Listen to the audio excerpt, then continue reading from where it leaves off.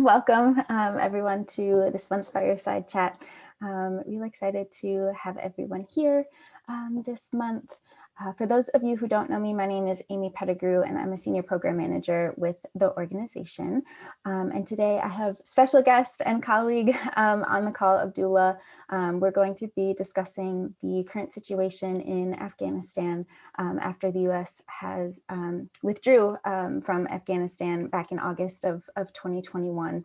And Abdullah was a guest late last year, I should say, and we kind of discussed the situation kind of closer to the withdrawal, but we're seeing now still some humanitarian issues going on, and so definitely want to keep up to date on the current issue as well. So happy to have Abdullah on the call to keep us informed.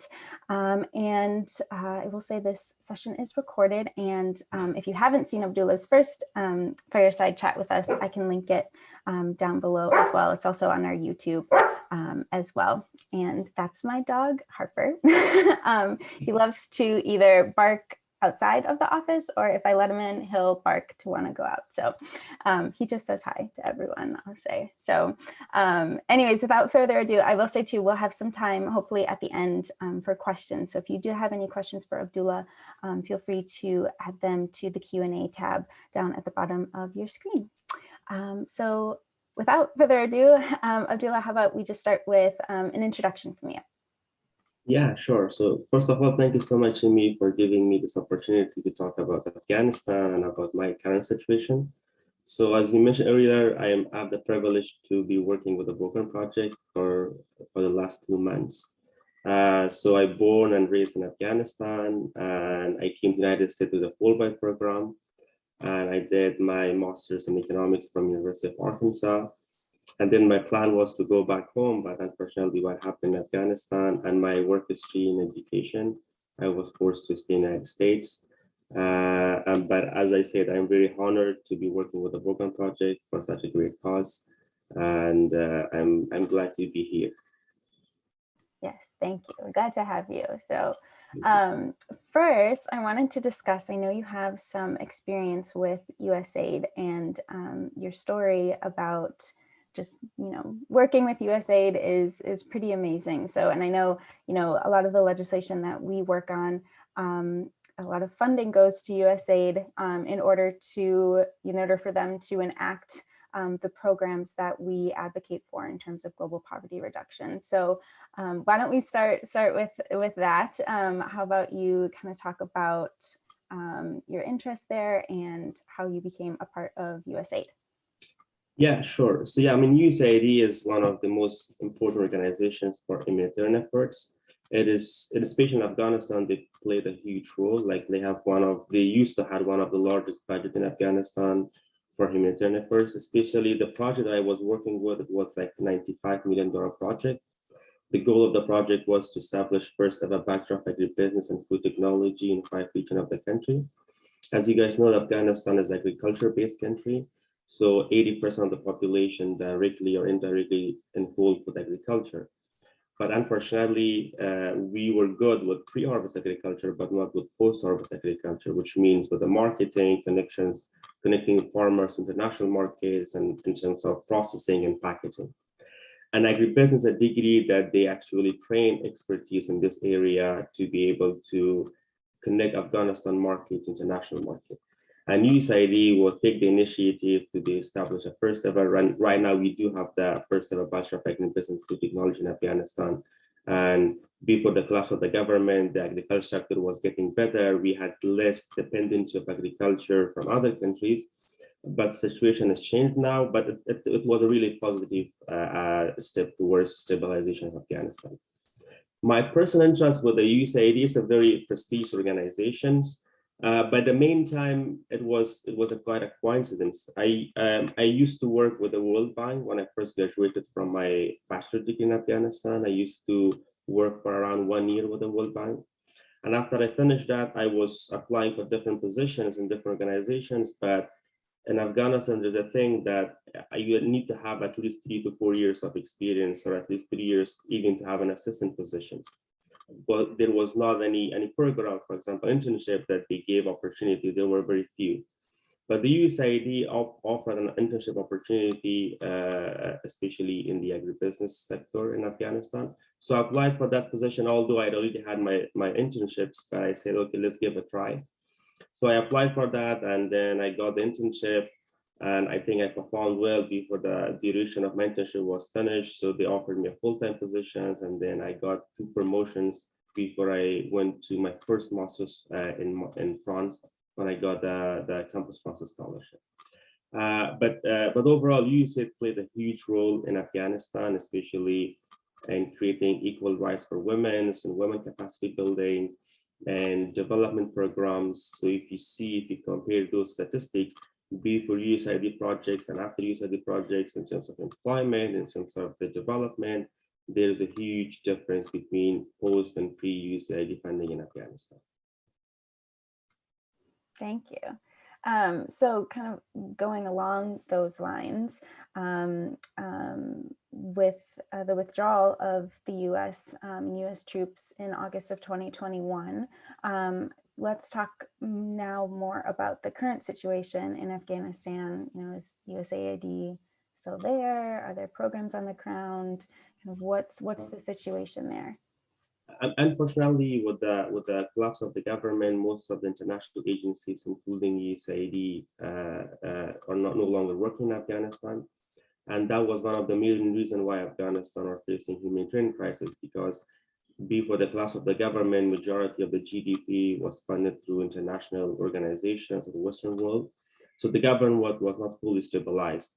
So with the withdrawal or with the collapse of the government, USAID is not working. There are some United Nations and the other humanitarian programs who are on the ground, but it's not sufficient for a dependent country like Afghanistan that they were hugely dependent on USAID in Afghanistan. We see women's rights are ignoring completely in Afghanistan with the appearance of Taliban.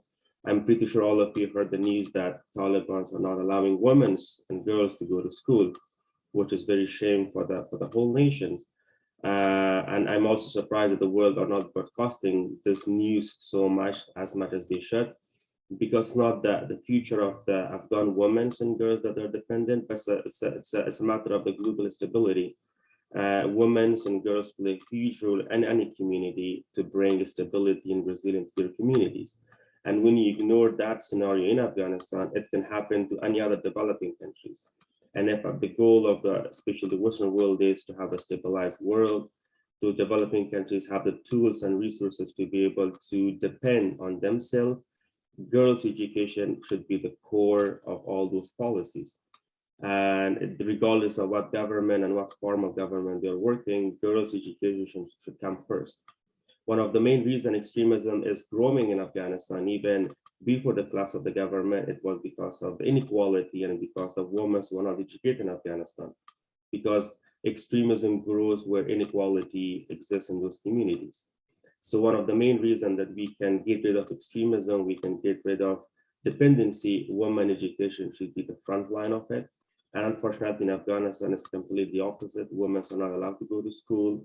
Women are also not allowed to work in major sectors in Afghanistan. They're not even allowed to get out of their home without a male dependency. And the situation is going back towards those dark eras that we used to have before 2001, when the Taliban was in control of Afghanistan. The poverty rate is increasing. United Nations multiple reports indicated that this might be the worst humanitarian crisis in the history of United Nations that happened. And so yeah, the situation is really not good in Afghanistan. The government, the current government, the Taliban, they do not have the capacity to control. I mean, they only know how to fight, but they don't know how to govern. And these are two different things. And because of that reason, the situation is getting worse day by day, especially with not the involvement of the international communities. The situation is getting worse in Afghanistan. Yeah, it's really too bad to hear, for sure. And I know I've attended a few different webinars through Georgetown, so I highly recommend looking at the events that Georgetown has, because they're still following Afghanistan, and specifically the situation having to do with women and girls. And it's really everyone, even journalists, healthcare workers, you know, in any field really, women are kind of, you know, really facing some barriers and, you know, risking their lives too. And I know with girls not being able to go back to school first, the Taliban said, yes, we'll let girls, you know, go back to high school specifically. And then just last week, they said, no, never mind, you know, you can't go to school yet. And then over the weekend, there, you know, women and girls were protesting, you know, in front of government buildings and that saying, you know, we want an education. We know you know, it's a human right to have an education. And so they're risking their lives, you know, there at home too, you know, wanting to, you know, make a difference as well. So as, you know, the US is a global leader, you know, we definitely should be doing, I believe, and I think the organization believes we should be doing more to be able to be able, you know, to address these issues for sure, especially in terms of, you know, the relation of, you know, women and girls going to school and how that affects global poverty reduction. So I know you have been doing some lobbying meetings with congressional offices the last few months, and specifically about this issue about women and girls not having access to leadership roles and going to school, specifically the Girls Lead Act and the Keeping Girls in School Act. So, you know, how does that relate? You kind of mentioned it already, but how do those bills kind of relate to the situation? And then how have offices been kind of responding to that?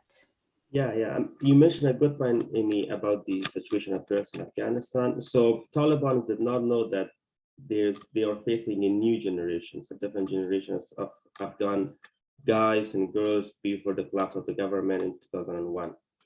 So a lot of Americans, there might be a question in their mind that, so the years of investment, this is America's longest war in the history of their country. Billions of dollars were invested in Afghanistan, and Afghanistan is still in the same position that it was in 2001. I would say that, of course, in terms of government, we do have problem, but the generation is not the same thing. Those investment on education specifically that happened in Afghanistan during that 20 years, it definitely have a consequences, a positive consequences. Girls, men, and women in Afghanistan, they are understand the importance of education. They do understand that the only way that the country can be stabilized, the country can go from underdevelopment to development is through education, and especially for women's education in Afghanistan. So those Taliban, which is at max 60 to 70,000 people, they do not represent the people of Afghanistan. They do not represent the culture of Afghanistan. They do not represent the needs and wants of Afghanistan. The women in Afghanistan, the men in Afghanistan, they want education, they want to be progress, they do not want extremism, they do not want to go back to dark history of the nations what it was before. And there's so many shows that a lot of people are protesting all over the country. Unfortunately, majority of those protests is not broadcasted because Taliban have a control over media. But a lot of women and girls all around the country, they are protesting about this rights, even though they know that they are facing Taliban and those are terrorist groups. So there is no any court that if they do protest, it means they're risking their lives to raise their voice about the important matters of education for them. So just want to say that the chapter of Afghanistan is not finished yet. They are facing a new generations. They are not tolerating the ignorance, the extremism, those backwardness. They want peace. They want to prosperous. They want to contribute to the world because they are the new generation, an educated generation of Afghanistan who want a positive change for their country. And in terms of lobbying, so the situation in Afghanistan, I'm always mentioning in the lobbying meeting, it's not about Afghanistan. There is a positive correlationship between all developing countries. One of the main reasons why developing countries are poor, undernourished, and undeveloped, it's because they are not giving women enough right, enough contribution to their community and societies. And whenever we are bringing the issue of Afghanistan, issue of women, especially the two bills that we're talking about, the Girls Lead Act and the Keeping Girls in School Act, And I'm kind of make an example of Afghanistan, that if Afghanistan should be a case study for a lot of other countries. If those countries do not want to end up to a situation like Afghanistan, they should invest on women's education. They should invest on bringing equality in their communities. As I mentioned earlier, one of the main reasons that extremism grow is through inequality. So the more we give women the educations, women the right to contribute in their society and community, the more we have a resilient and sustainable community for all those countries. And a sustainable community for those countries is also not good for that region, also good for the whole world. An example is the 9/11. 9/11 was happened not in America, not in South America, it happened in Afghanistan, it was far away because of the extremism growth, because of when women were not allowed in Taliban era to go to school, and there was a dark scenario there. So this can happen anywhere in the world. So I'm always giving an example of a ship that if you're living at the top of the luxury level, but those lower level of the ship is broken, it will affect the whole ship. So we will all will sink if we will not take care of it. And those congressmen or those staffers that we are meeting, they are very supportive of those bills, most of them, because most of them, they do understand, especially when I bring the issue of Afghanistan, that if you invest on women's education in those communities, first and foremost, it will lower the early child marriage, which is a big deal in those communities. Like we have a statistic that shows that by 2025, there are more than 2.5 million girls are at risk of early child marriage. So it means we have 2.5 million reasons why we should invest in those countries and why we should invest in women's education in those countries. And also, apart from the early child marriage, if we invest on women's rights and equality, it will bring economic growth to those communities because women will be able to work alongside their man companion, and they will be able to increase their GDP, their economy, and it will be good for their stability as well.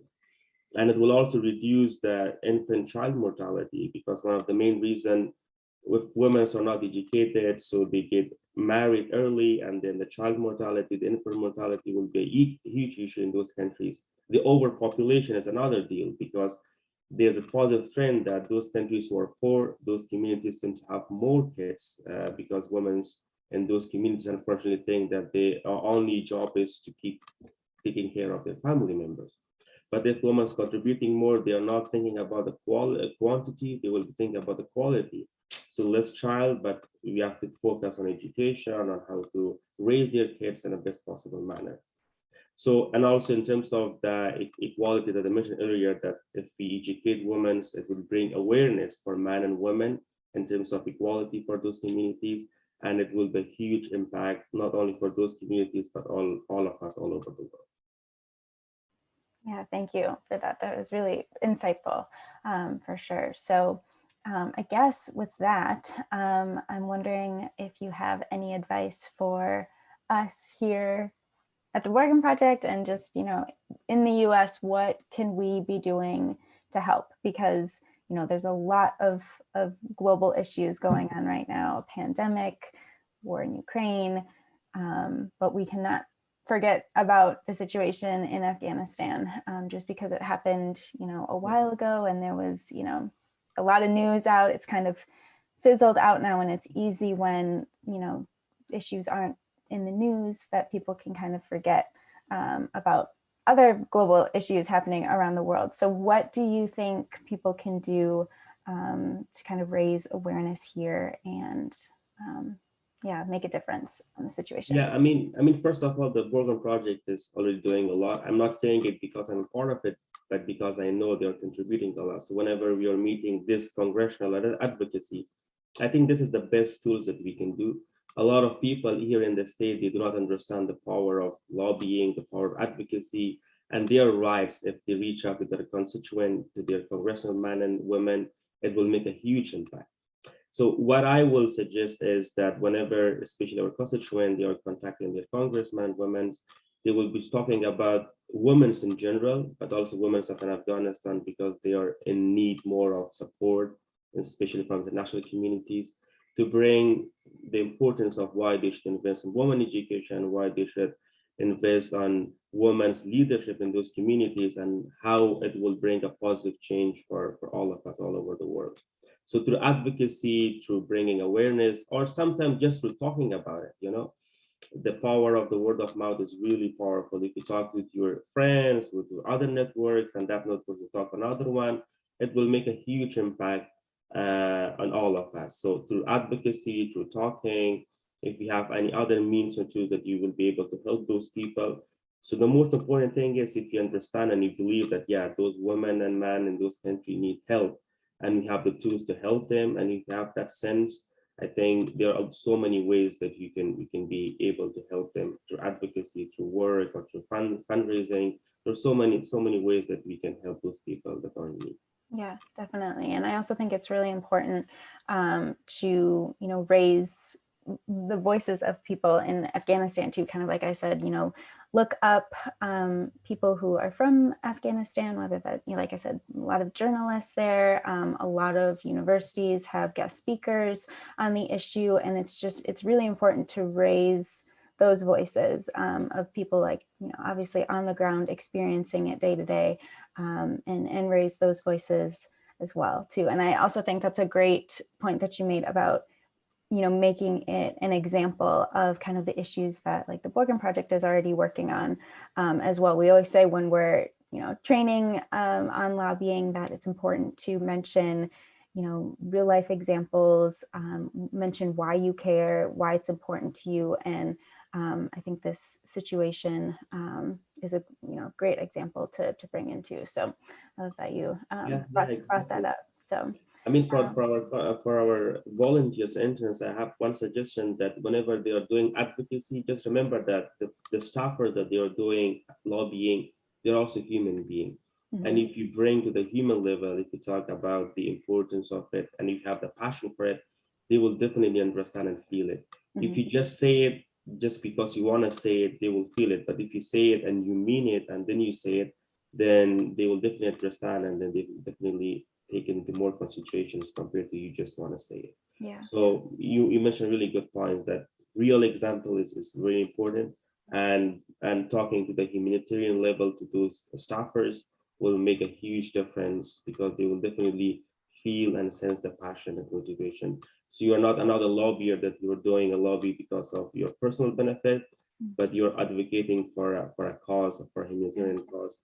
And they always see that aspect whenever you do the lobbying and advocacy. Yeah, definitely. And even, just advocacy work in general, when you're writing your letters to Congress, when you're making social media posts, writing about it in captions of social media posts and stuff like that is really helpful too. And I know on our website, on our Action Center, I can link it here too. We also have an email that you can send to your congressional leaders specifically about supporting women and girls in Afghanistan. So that's a great place to start. And you can definitely, there's a description there and the email template, you can definitely take from there if you're kind of struggling with wording and that sort of thing. But that's a great place to start with your research as well. So with that, I think I know in your last Fireside chat with Clint kind of mentioned how the media really only portrays the negative things in Afghanistan, but really Afghanistan is a beautiful place. And so I would love to hear from you, what your favorite things are to do there, or favorite memories, or anything that you want to share there. I'd love to hear. Yeah, sure. So, I mean, first of all, it's not about Afghanistan, it's about every country. Whenever we want to judge a country or we want to talk about a country, there's always two sides of the story. But unfortunately, in some countries, the one side of the story was portrayed more than the other side of the story. I'm not denying the fact that Afghanistan is a corrupt government, there's a war, most of the people, unfortunately, uneducated, their literacy level is very low, one of the poorest in that region. But all that being said, but there's also a positive side of the story. There are we human beings, especially I from Afghanistan, we have much more in common than we have differences, even with the people of the United States. And I experienced that as a Fulbright scholar. My mission was to increase mutual understanding between people of the United States and Afghanistan. And the process of understanding American culture and understanding my culture, I noticed one thing, that we have so much thing in common than we have differences. So as you mentioned, in Afghanistan, the people of Afghanistan is very hospitable people. They love to, especially when there is a guest or foreign guest, they love to host them. They love to share their food, their home. They're very hospitable people. In terms of natural beauties, Afghanistan, unfortunately, is unsecure, so I do not recommend right now to visit, but whenever it is possible to be able to visit the country, there are so many places to visit in terms of natural beauty. And also, Afghanistan is a very historic country, so we have more than 5,000 history. Actually, in Cave of Bamyan, there's a province in central Afghanistan. It is the first place that they first ever used the oil painting in the world. So so the oil painting for the first time was used in the Cave of Bamyan, which is also located one of the biggest Buddha in Afghanistan. The Taliban in 2001, they collapsed it. So around those area, for the first time, the oil painting was initiated from there. And also we have a lot of poet and philosopher. Actually, the best-selling poet in the United States called Rumi, and Rumi is from Afghanistan. We used to have astronauts from that country. We have delicious food. Those people who are foodie people. The food in Afghanistan is definitely amazing. And one thing that I miss about Afghanistan, apart from my family, which I do miss them, is the food in Afghanistan is really delicious. And I definitely recommend that if you guys, whenever go to Afghanistan, or even in the state, there's so many Afghani restaurants that I definitely recommend you to go and have those foods. So in terms of food, in terms of the culture, in terms of the natural beauty of Afghanistan, in terms of the values, majority of people, the values is, or the principle that they have is very resonating with people. They're very humanitarian, they're very hospitable people. But we do have some other problems that I mentioned earlier in terms of education, in terms of poverty, but this should not cover the good side of the story. And one most important thing that whenever we meet people, we should judge them individually. We should not stereotype those people. I had the same experience that not even in the US, when I first went to France for the first time for my first master's, when I was talking with people before introducing myself from Afghanistan, there was a different reactions in terms of body language, communication. But by the time that I introduced them, I am from Afghanistan, the body language completely changed. The way they were talking to me was completely changed just because I was from Afghanistan. And that's very unfortunate. And there are three main stereotypes about Afghanistan: that we speak Arabic, Afghanistan is located in the Middle East, and there is nothing else except desert. So these are three stereotypes about Afghanistan, which none of them are true. So that's why whenever we confront the people, we should not stereotype them. We should understand them on an individual basis, because good and bad are everywhere. You cannot say that because that person is from that specific country, so he or she should be bad, or if it's from that country, he or she should be good. I think good and bad is within us, and we as a human being decide to be a good person and a bad person. So I have learned personally that whenever I see a person, I will not judge them based on where the person is from, what is their generation, their race, because as I said, that it's human nature that we do that because of our laziness. But the most important thing is to have open-minded and judge person based on individual basis. If you want to know Abdullah, you should know them, my personal value, my personal belief, and who I am, what I believe in, what I value, not where I'm from. And the same thing can be applied to any person anywhere in the world. We should judge them on a humanitarian level and judge them individually, not stereotype them, because the stereotype and labeling, in my experience, is one of the worst and ignorant that a person can do. And it's always good to avoid those type and make a world a better place by not stereotyping people and not labeling. Great final words. Thank you so much. Yes, so with that, we're about at time now, but we can take a few questions. I don't see any questions right now in the Q&A, but maybe 1 or 2 minutes. If anyone has any questions for Abdullah, feel free to share them in the Q&A. So.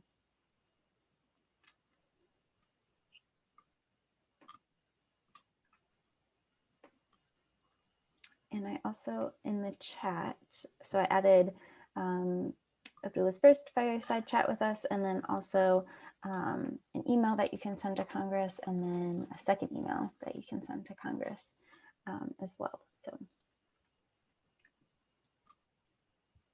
cool. Well, I don't see any questions right now, but if anyone does have any questions after today's call, feel free to email policy@borgenproject.org, and we can share your questions with Abdullah and get back to you through email too. So Abdullah, I wanted to thank you so much. And of course, after I said that, someone did have a question. So hold on one second.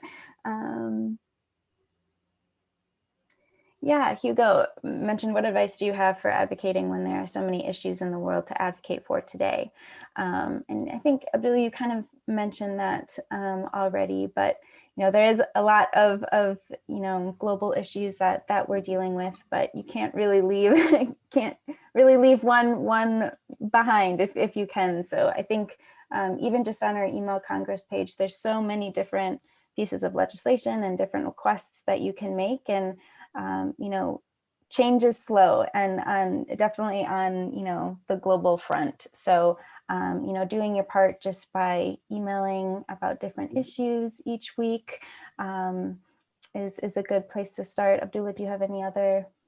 Yeah, I mean, she or he mentioned a really good point in terms of the advocating. There are so many issues in the world, but what I say from my personal experience is that you have to advocate first of all for what you really believe and you're really passionate about. Because as I mentioned earlier, that with whoever you're advocating this, they feel it and they understand and they see the passion that you have for that specific cause. So any cause that you want to advocate for, first and foremost, the first principle is that you believe and you have passion for it. And you know that through that advocating, there will be a positive impact on that specific scenarios. And all of us have our personal belief and values. So anything, any issues that you think that resonates with those principles that you have and you're passionate about that, you should definitely be advocating for those issues. And never forget that the person that you're advocating with was also a human being. So try to come to the human level with them and try to connect them to the emotional sense with them. And I think anyone can do great if you try to connect as a human one to another one and understand the issues of those advocacy. Yeah, definitely. I love that. Kind of start where there's some real passion. I like that. Another question came in, and this will be the last question. So let's see, should advocacy at an international level in reference to one country matter? Oh, so like specific legislation, say, that focuses on one country. Is that what they're asking,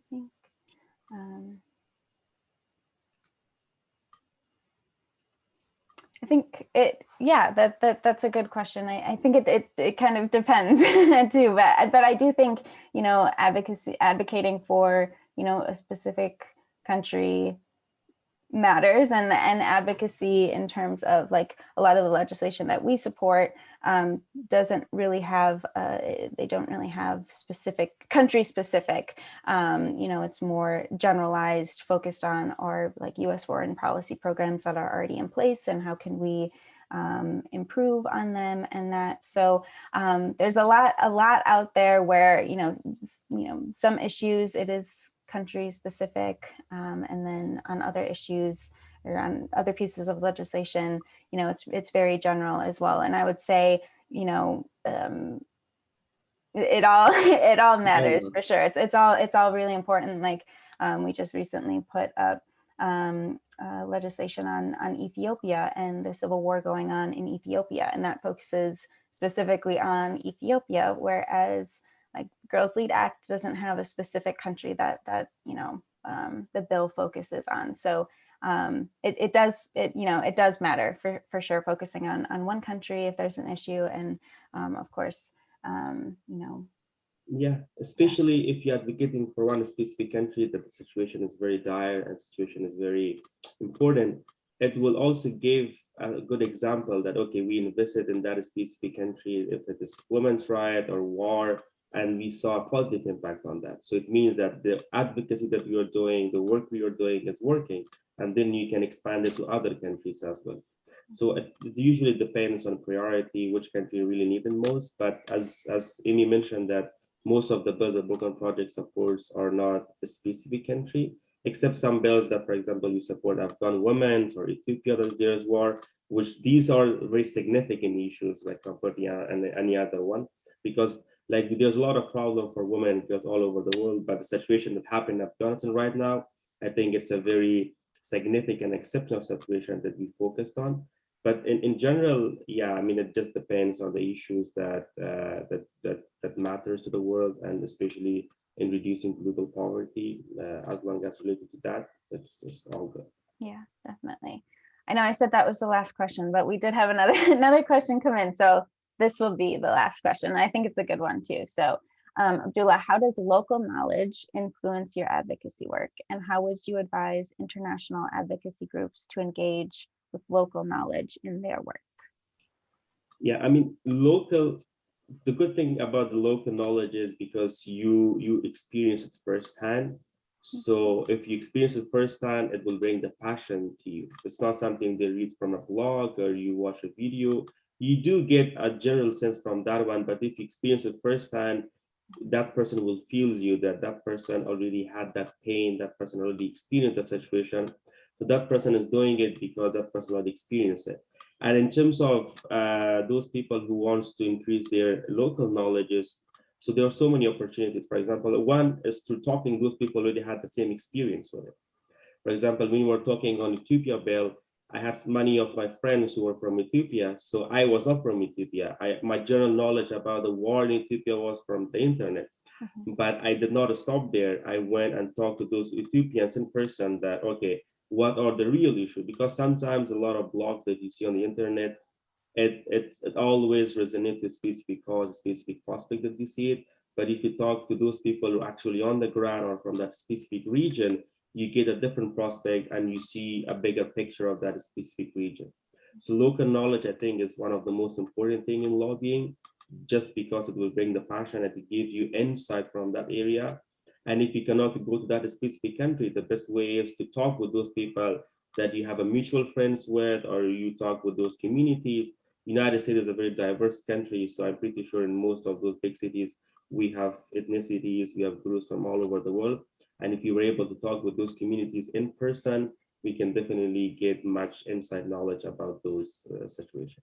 Yeah, definitely. And also in terms of, USAID and, the US being a global leader and helping in terms of foreign aid, it is 100% way more helpful to hear from local groups and people who live in those areas, because they know what is needed in order to, continue to thrive, and they know what's needed and they know what is going to work. Whereas if there's a big separation there of being in the US thinking, oh, this is what worked for the US, let's just Yeah. have that work done in countries in need as well. And that we have seen examples of that, that doesn't always work. And so it's super important to understand and hear from people on the ground, people living there, local groups and organizations. They know what is going to work and they know what is needed. So listening to them and then being able to help in that way is much better, I would say. So yeah, great question. And I think with that, we'll end there. So again, thanks everyone for joining. And if you haven't seen Abdullah's first Fireside Chat, please do watch that, super insightful. Continue advocating for this issue, it's super important. And of course, I want to thank Abdullah for his time today and for sharing all of his knowledge with us and insight. So thanks everyone, and we'll see you next month for our next Fireside Chat. So see you then. Thank you Thanks so much. everyone. Yeah. Bye. Have a good day.